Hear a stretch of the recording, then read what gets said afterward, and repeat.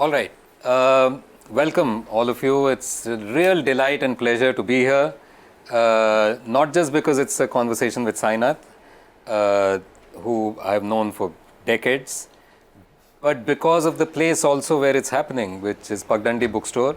It's an independent bookstore, and I do want to take half a minute to say to all of us that please, please, please help support independent bookstores.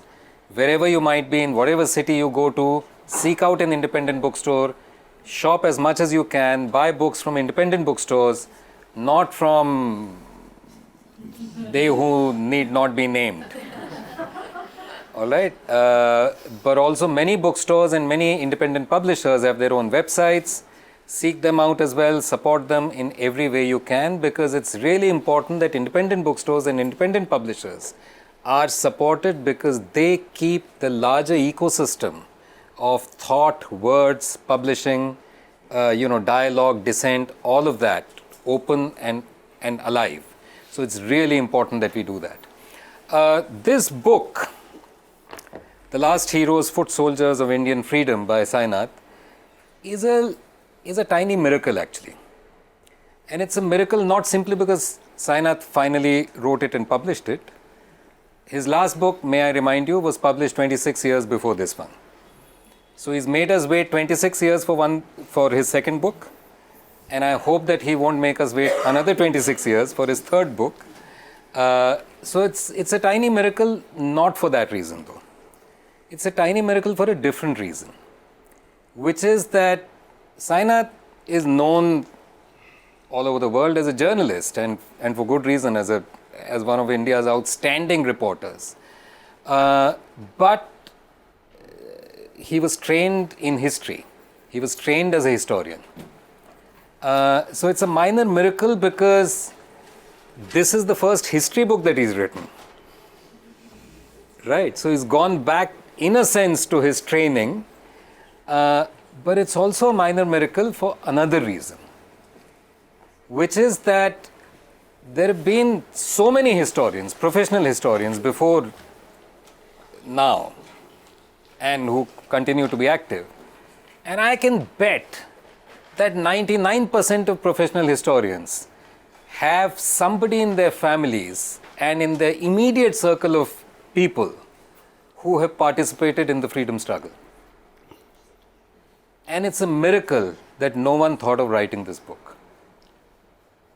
So in that sense as well, it's a minor miracle that this book exists, and it's not a miracle that Sainath wrote it. It's one of those books which, once you hold it in your hand and you start reading it, you say, of course, obviously, this is the book that had to be written. How could it not be? And then you look at the author's name and you say, of course, it had to be written by Sainath. Right? But it's actually amazing to think that for all these years, this book was not written by someone else, by people who are trained professional historians, who make a living out of writing history. Right? So it's with a great deal of gratitude, Sainath, that I'm speaking to you today, and I'm thanking you for writing this book, also because in my previous birth, I trained as a historian. Of course, I've had nothing to do with history writing since then. So let's just dive straight into the book, Sainath. All right? And I want to ask you, so this book has stories of 16 freedom fighters. All right? And we'll come to some of the larger issues later. There are 16 freedom fighters. They are women and men. They are Dalit, Adivasi, Muslim, Sikh, and so on.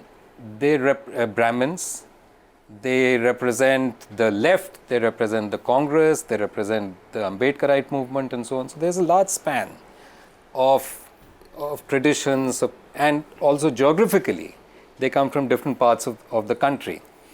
Now, of these 16, each one of them could actually be, I also have a little bit to do with the world of acting and films and so on, and these days there's a Contagion in Bombay, which is called the biopic. All right. And most of the biopics are about people that you wish biopics were not made about. Or many of them are, not most, many of them are.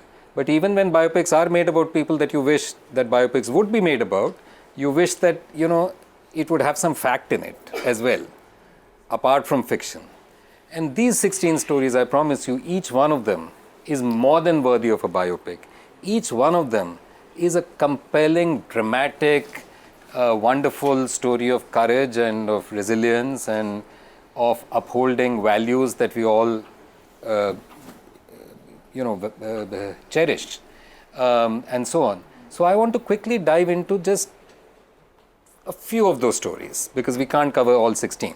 All right, and I'm sure that all of you will buy the book and read it not just for yourself but also lend it out to friends, to encourage friends to buy it, etc., and would pass on these stories to even younger people who can't read the book, and that's really important. All right, so let's just go into some of the stories. All right, it begins, Sainath, with the story of Hausabai.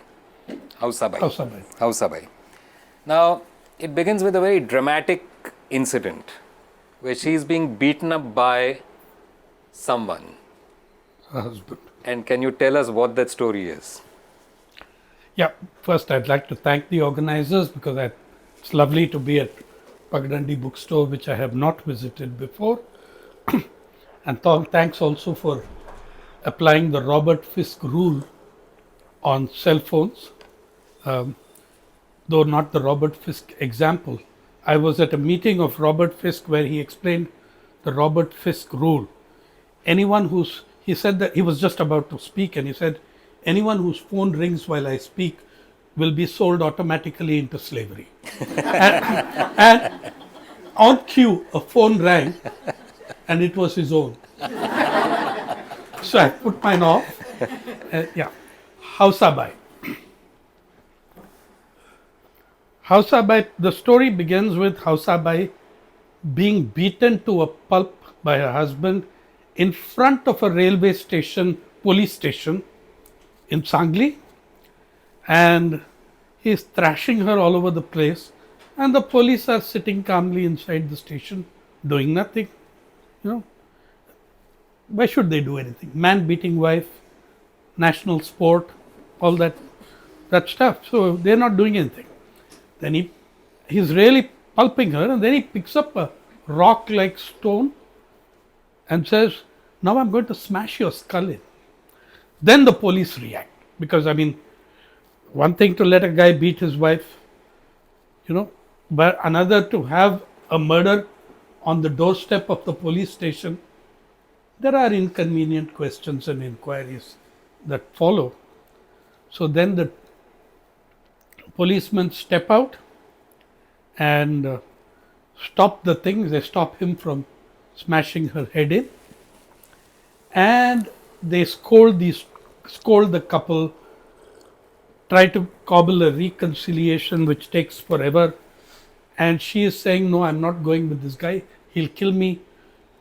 She is appealing to her brother standing by, give me a hut on your land and I'll stay. Brother, of course, also being good Indian brother and male, says, you belong to your husband, you go with him.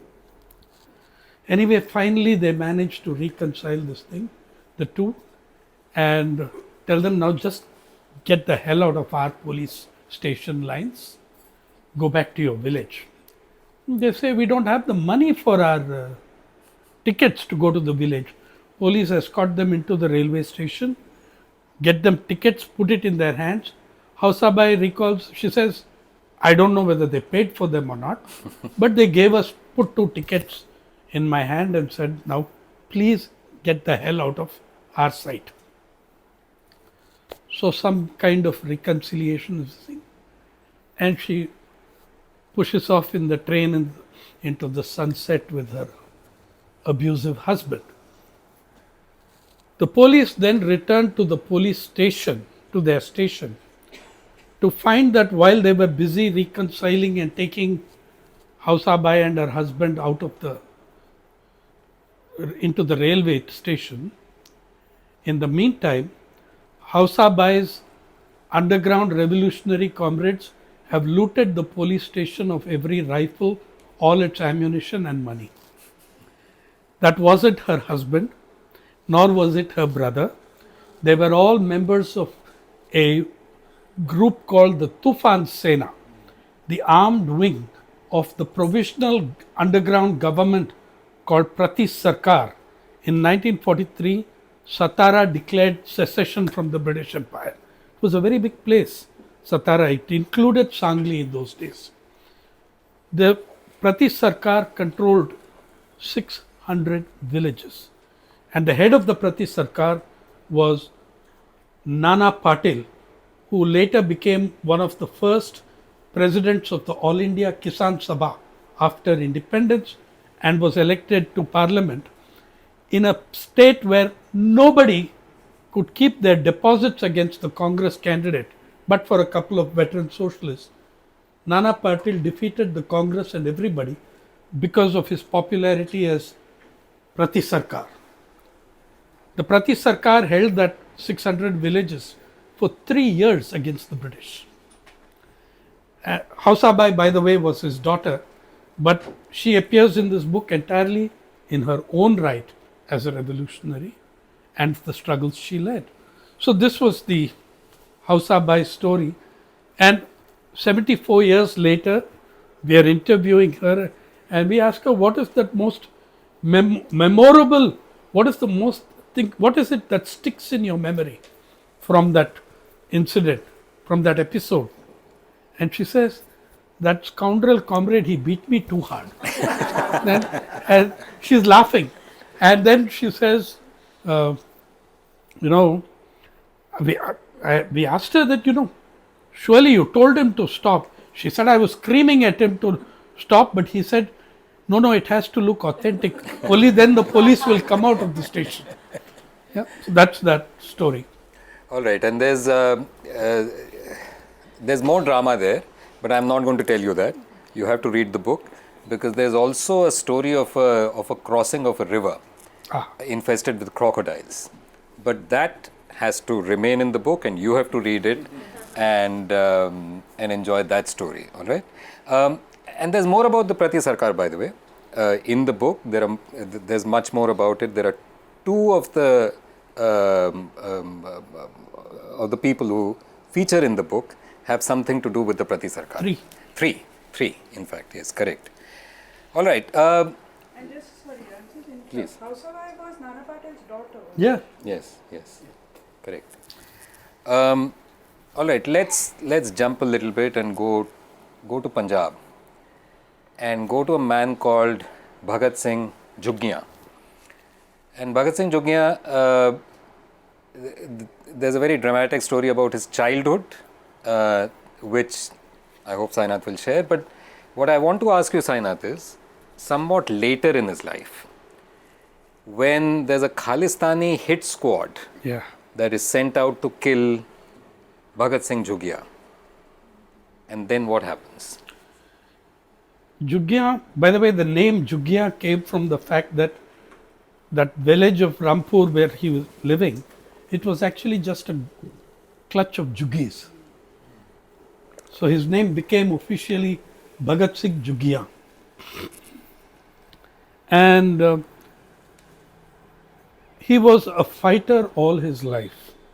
During the freedom struggle, incredibly important, a dangerous and risky role he played during the partition. Where he says there were only two groups of people in all our villages. One group killing Muslims and the other group trying to save them. That's how he just says these were the two groups of people in our villages.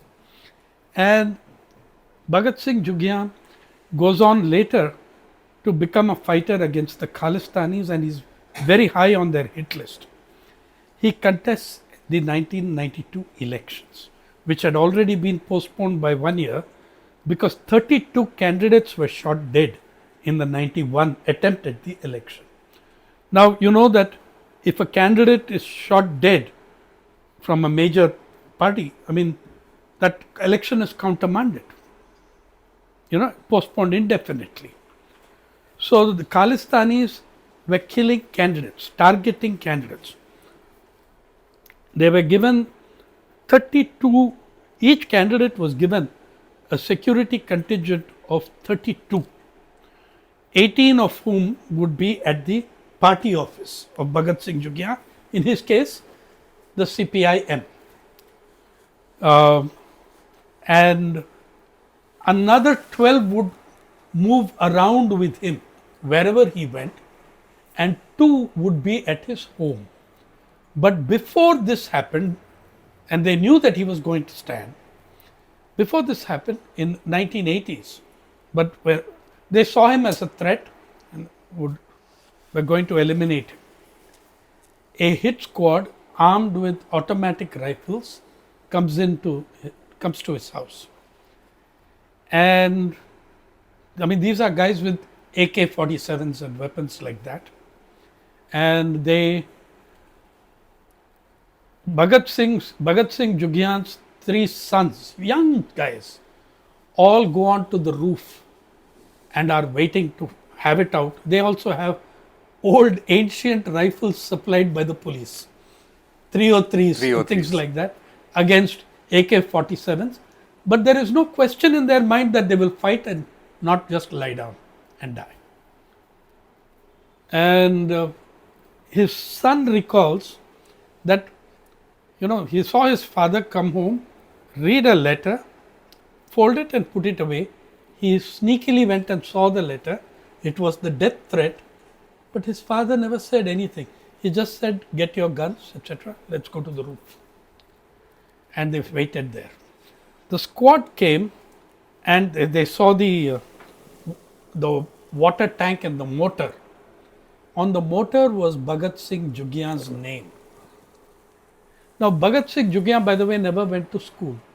I mean, he got expelled from school. Yeah. That's another story. At age 11, and was branded in the letter of the education department at age 11, a dangerous revolutionary.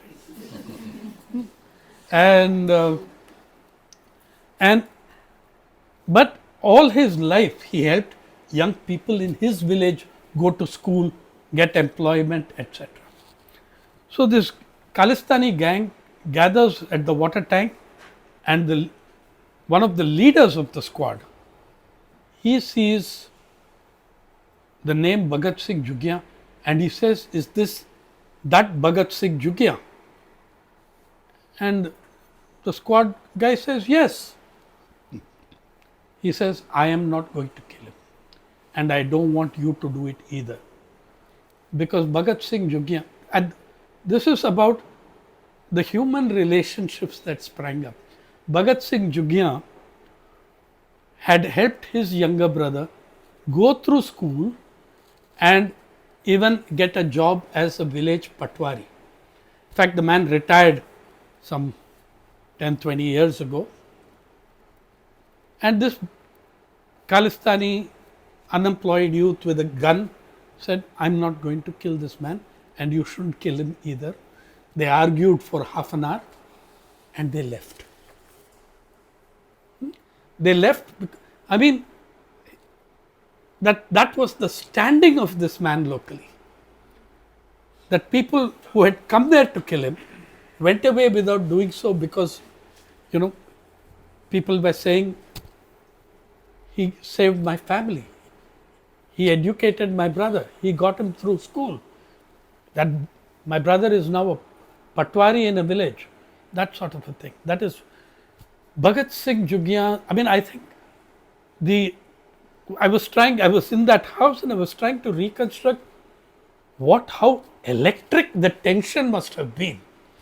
You were facing off gun to gun. They were 300, 400 meters away at the water tank. And I was looking at the roof and I was looking at that and thinking, what the heck it must have been. Had triggered tension. Somebody could have pulled the trigger in that tension. But instead, the Khalistani group disagreed, argued, fought within themselves and withdrew because of the insistence of that Bade Bhai of the Patwari. This chap, Bhagat Singh Jugia, by the way, why was he expelled from school? he speaks about everything with equanimity, with about the Khalistanis.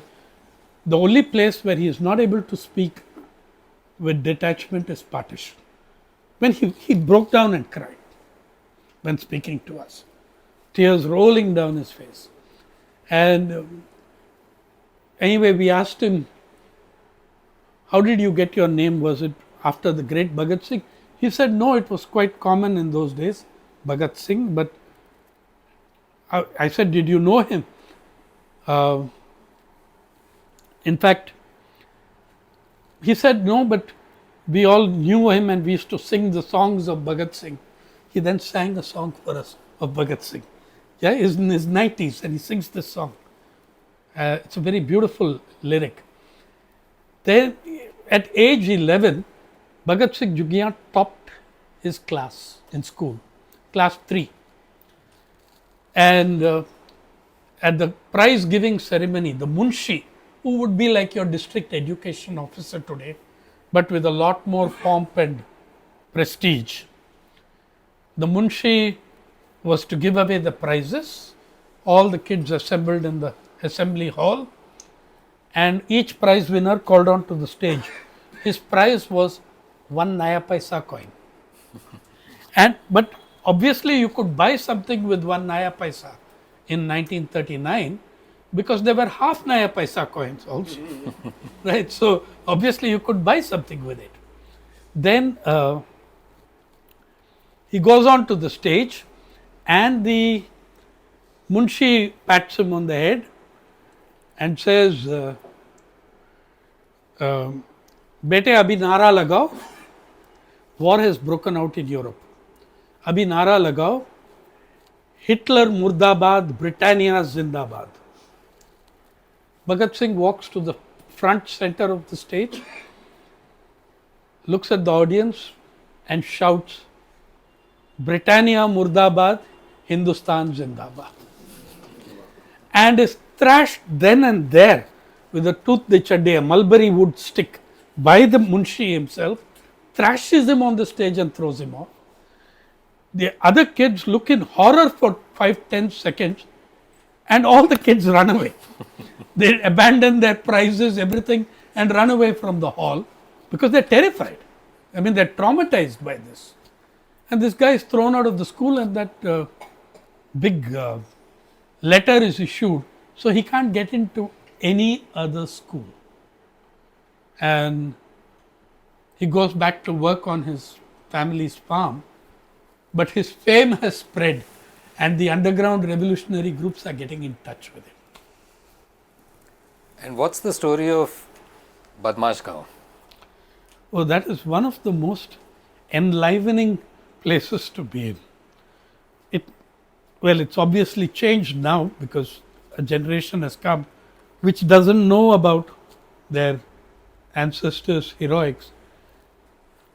The best analogy I can give you to Badmash Gaon in Odisha, it's called, official name is Panimura.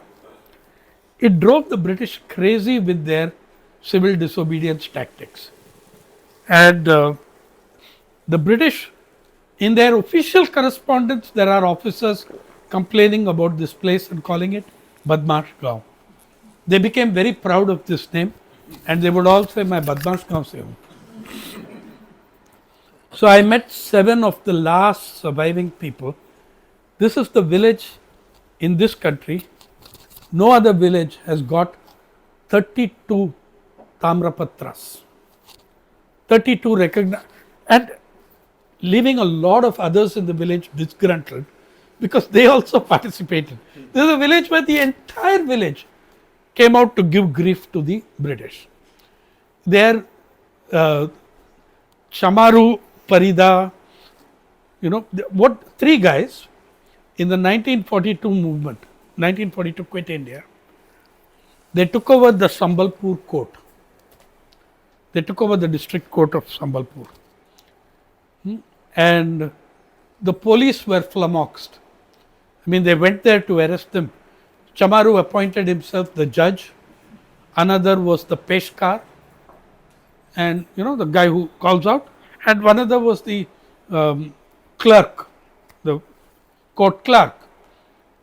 and Chamaru announced that all petitions are dismissed because they are addressed to the British Sarkar. You will take back all your petitions. The whole court is full. He says you take back all your petitions, address them to Mahatma Gandhi Republic of India. Address them to Mahatma Gandhi Republic of India, resubmit your petitions to us. This is the government of India. The police come up to arrest them, and the Chamaru asks them, who are you? Are you the British police or are you Indians? If you are Indians, we are the judges. If you are the British police, that's another issue. Then the police go off to a senior officer and they want a warrant. But it also shows you that there were officers who believed in law and rule. They want a warrant to arrest these three guys. That officer says, that deputy collector or whatever, he says, why am I going to give you a warrant when you don't have the names? You can go and arrest anybody you like. No, I am not giving you a warrant. So these guys won't give their names. So they go to yet another senior officer and they say, these fellows are not giving their names, sir. How do we arrest them? The senior officer says, Arey kuch likho, A, B, C, give them those names, call them A, B, C. So they are arrested as A, B and C. They are arrested as A, B and C, and then it's hilarious when they are produced in court. The Peshkar has to shout, A Hazir ho, B Hazir ho, C Hazir ho. Then they take it to the prison, where the warden refuses to accept them. He tells the cops, do you think I'm insane? Tomorrow if these guys run away from here or break out, I'm going to tell the media, I'm going to tell the press that A, B and C have escaped. So the whole night there is negotiation between the warden until the governor of the jail intervenes and they are taken in as A, B and C. And everything that they do is calculate. The closest analogy I can give you is that it is like the village of Asterix, surrounded by the Romans, just doing something that drives these guys crazy. And the spirit of these people, by the way, they also then they were Gandhians who never met Gandhi. And when they went on the court arrest, their biggest problem was persuading the two 11-year-olds that, the police are not arresting you, go back home.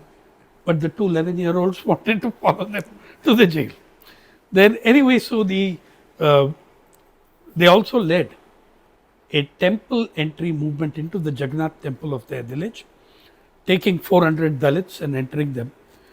The what do you call, the Pujari, the chief Pujari, good Brahmin, left the village and never returned because of the desecration of the temple by the presence of an. Interestingly, his son remained and joined the movement and accepted the entry, temple entry. So these guys, when they go to the prison, money is being distributed by the British to recruit cannon fodder for World War II. 500 rupees for the family, etc. And these guys, these three, manage to see that nobody gets recruited because they tell them, is your family worth 500 rupees? Is your life worth 500 rupees? They've been put in a criminal prison as punishment. After 2 days of this propaganda, they're removed from the criminal prison and put in a civil political prisoners jail. Throughout, they're making mischief. They're doing at their 90s, when I met them, 2 of them were missing. There were 7 still alive from the 200 odd who had participated. And where are those 2? They were sitting on a hunger strike outside the BDO's office for a telephone in their village. In their 90s. The BDO, being some idiot who didn't know who they were, was trying to get tough with them. The local police officer came there and yelled at the BDO, you'll have that whole bloody village after us. You don't know who these guys are. I mean, that's the Badmash Gaon. There are 2 stories on them because there's quite a character to that village. You just mentioned Gandhians who never met Gandhi. Tell us about Shobharam Geherwar. Geherwar. Okay. Shobharam Geherwar. See, Shobharam Geherwar taught me 2-3 things in the space of 5 minutes. Very major lessons. And he also taught me about the futility and stupidity of the sectarian debates we have today, very prominently in Maharashtra's intellectual circles. Shobharam Geherwar is a Dalit, born and still lives, though 2-time municipal councillor, incorruptible, still lives in the spot in the Basti where he was born, Jadugar Basti of Ajmer. Those days it was a Kacha Basti outside the town and virtually in the jungle. Shobharam Geherwar is a Dalit, self-declared Gandhian, self-declared congressman, but quick to tell me, congressman who, lekin dekho, asli Congress, meaning dissident. Yeah, he is with Gehlot against the Gandhi Parivar. Correct. So then I meet him on Ambedkar Jayanti and he says, Jeep hai kya aapke paas? I said, yes sir. For any SUV is a Jeep, no? And for that generation. Then he said, I will take you to the Freedom Fighters Bhavan, Swatantrata Sainik Bhavan, लेकिन हमको पहले central market में centre में लेके जाना, बाबा साहेब का मूर्ति है, I want to garland it. So this was very interesting. A self-declared Gandhian wanting to garland Baba Saheb on Ambedkar Jayanti, and we took him there. He got up, we made the arrangement, got onto a ladder, garlanded Ambedkar, and was emotional and came down, and I asked him, knowing that I was going to get a sharp reply, I asked him, how does someone like you, a Dalit, a Gandhian, also, how do you choose between Gandhi and Ambedkar? He got very angry. Why should I choose? You choose. No, who is anyone to tell me to choose? Those principles of the Mahatma I believe in and respect, I follow those. Those principles of Ambedkar that I respect and believe in, I follow those. He just destroyed all the present day debates in that. Those principles of Ambedkar I respect and prefer, I follow those. Then he told me, Suno, apart from these, I was also a Krantikari. The self-declared Gandhian was making bombs. See, a lot of people filtered Gandhi in different parts of the country through different filters. There is a village in Rajasthan, which one day I will write about, which massacred all its landlords believing that was the call of Gandhi. Yeah, Anil Chaudhary introduced me to this village. Okay, so different people filtered him in different ways. He didn't see, Shobharam saw no contradiction between being a Gandhian and making bombs and Ambedkar. And he told me in such a beautiful phrase which I'd never heard before. मैंने दोनों नदियां में गया, गांधीवाद और क्रांतिवाद. I love that, गांधीवाद और क्रांतिवाद. What a phrase. Yeah, so this is Shobha Ram Geharwar. This, and he is very proud. I mean, his bomb making activities, etc., led him to being a fugitive. And he comes to Mumbai when Ajmer was a big hub of the revolutionary movement and freedom struggle. So he comes off to Bombay at that time, and he's so proud. Who hid him in Mumbai? Prithviraj Kapoor. and then he says, actually, he gave us shelter, but we didn't see too much of him. He gave us some cousin of his, one Trilochan Kapoor. Actually, Trilochan Kapoor was a bigger star than Prithviraj Kapoor. Yeah.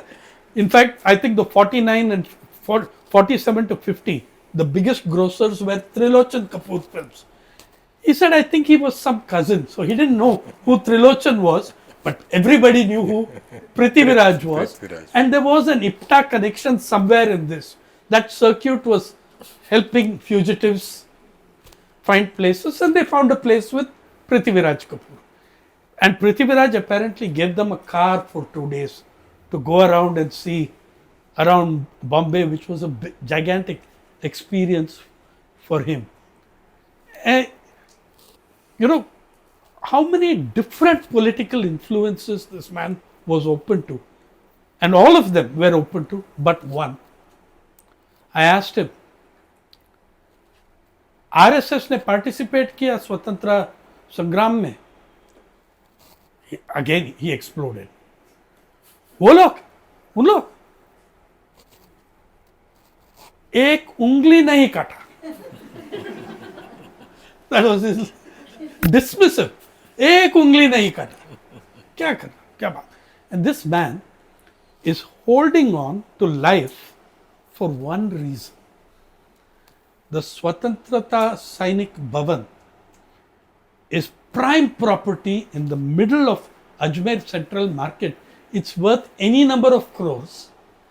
And he says, in return for my cooperating with you on the story, I beg you to ask Gehlot to nationalize or state take over this property, because all those sharks you see around us, those real estate sharks, they're waiting for me to die and they will grab this property. At 98, he still goes there every week, sits there in an awful office full of piled up with junk and garbage, because he can't clean it. He's sitting there just to show the real estate mafia of Ajmer, मैं जिंदा हूँ, जब तक मैं रहूँ, you cannot take this place. So this is all that he asked in return from us. See that this place is not appropriated. Look at that spirit at 98. You're going every week to that office to protect a monument which is a heritage to the next and future generations. That's Shobha Ram Geharwar. All the people in your book fought for freedom. They are really foot soldiers of the freedom struggle.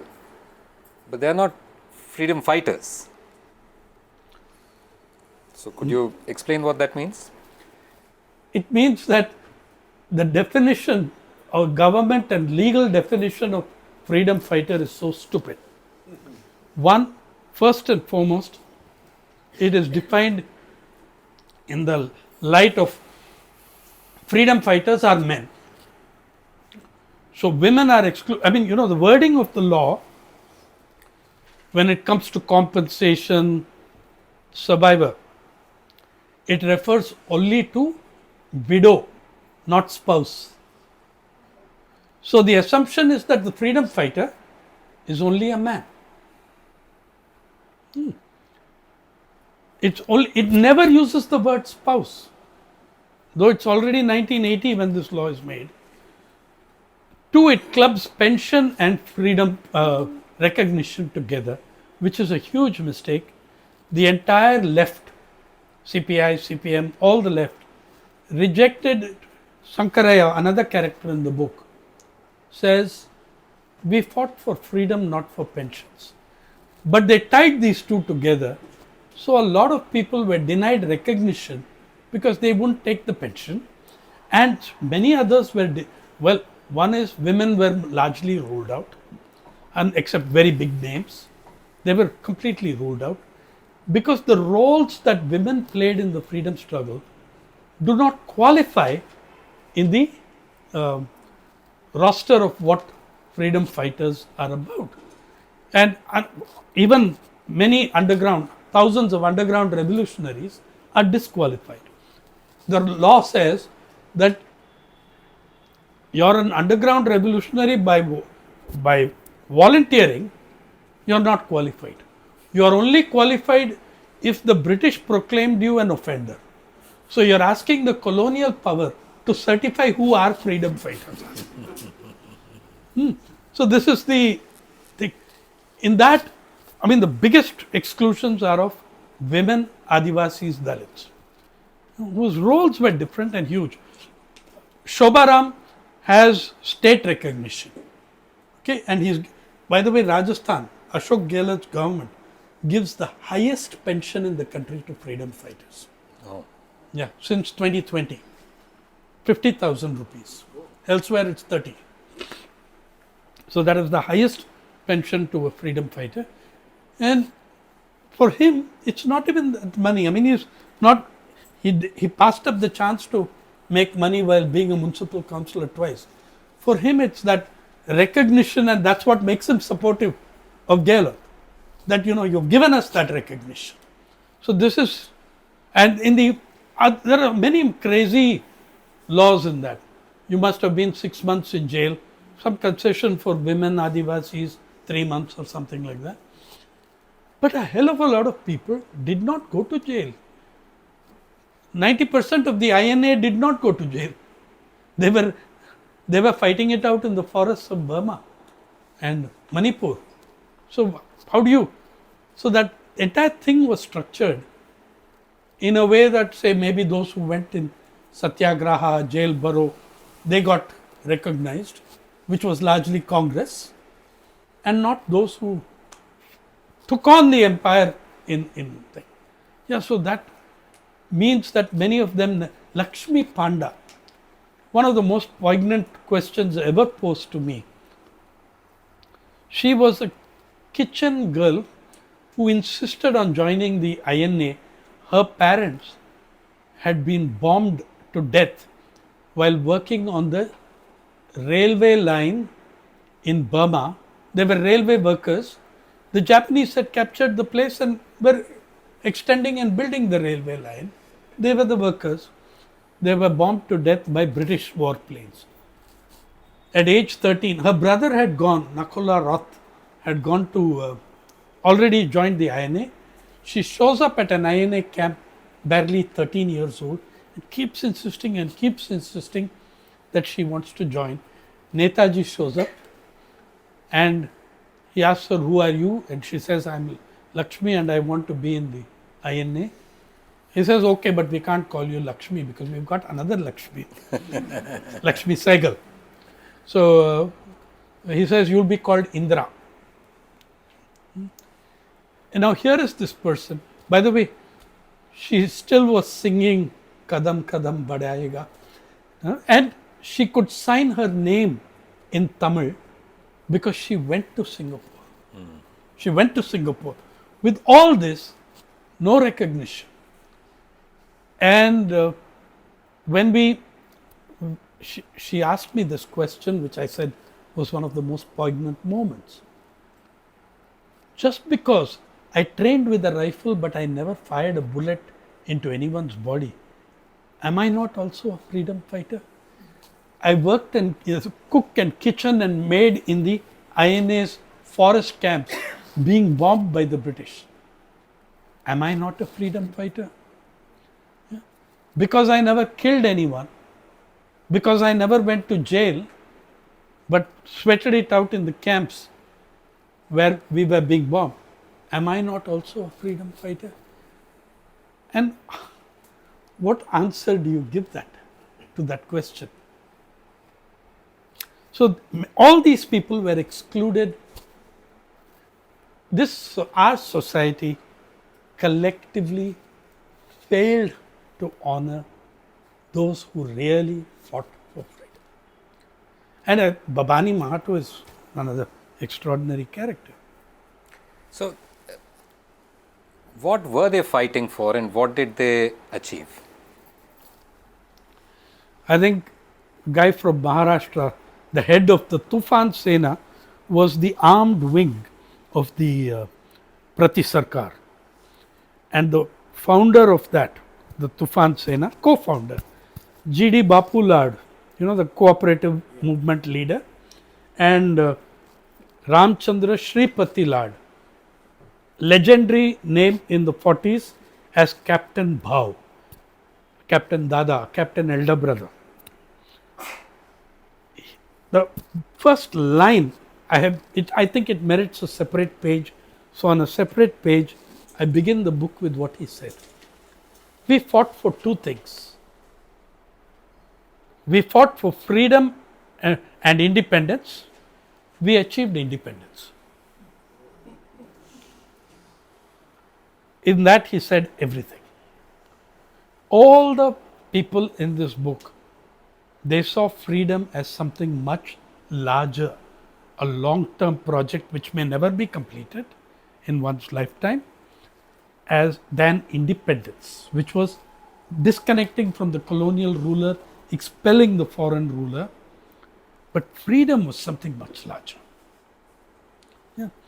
So these were what they fought for was freedom and independence. As Captain Bhav says, they achieved independence. And who have you written the book for, Sainath? Three things. One, first and foremost, the book is written for the people in it. They have a right to have their stories told. Yeah. And not only their stories are to be told because they have a right to be told, but we need to know their stories in order to better script our own stories, to lead better lives, to be better human beings. Because a nation that doesn't know where it came from has no clue where it's going. Right? The finest distillation of what these people fought for is in your Constitution of India.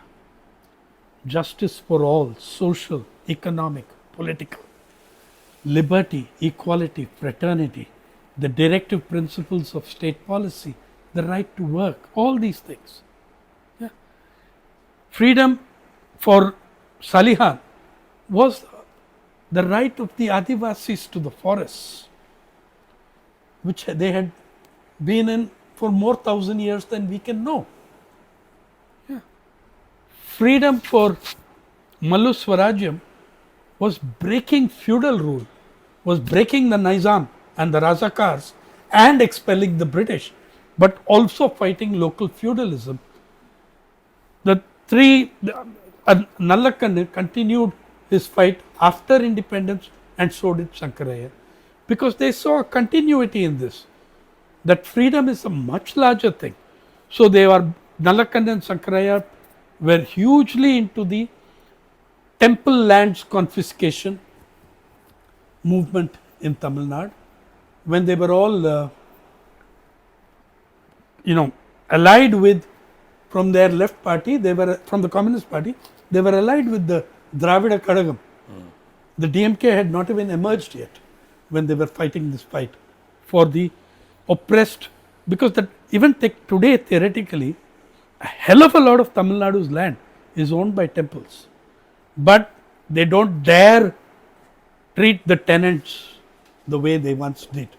So these are the different freedoms, the many freedoms, the forgotten freedoms which they fought for. Well, I began by saying to you that this book is a minor miracle. It's a minor miracle in another sense, which is that, it's a bit of a miracle that these people were around by the time this research happened. In other words, think about the social and economic background that all of them come from. They're all poor people. And Except one renegade landlord, Right. Malu Swaraj. Right, but lived a life of great, Very poor. yeah. Now, the thing is, unfortunately, in our country, the life expectancy of poor people does not match the life expectancy of the middle class and of upper caste and, people with privilege. And so it's a miracle also in that sense, that all of these people were around to be interviewed and for Sainath to be able to get their stories and to bring them to us. And of course, I don't need to say this to all of us. We are all fully aware of the fact that these 16 stories are only a symbolic representation, of so many millions of other stories that may never be recorded. Hopefully, this book will inspire younger people to go out and look for these stories. Even if the protagonists of these stories may not be around, there must be some ways in which some of those stories can be recovered. And I do hope that happens. I want to say this, and I say this to every young audience. Go home, talk to your grandparents. Some of you are young enough to have great grandparents living. You will find that every family has a story. There is a tiny, tiny fraction which has stories but wouldn't want those stories told because they were collaborators of the British Raj. But you will find every family has a story, some granduncle, grandfather, somebody who fought the British in their own way. Everybody. It was a pan-Indian movement spreading, and by pan-Indian I mean in those days including Pakistan, up to Burma, Bangladesh, all of that was in it. So when you go home, young people, talk to your grandparents and find out what their family did.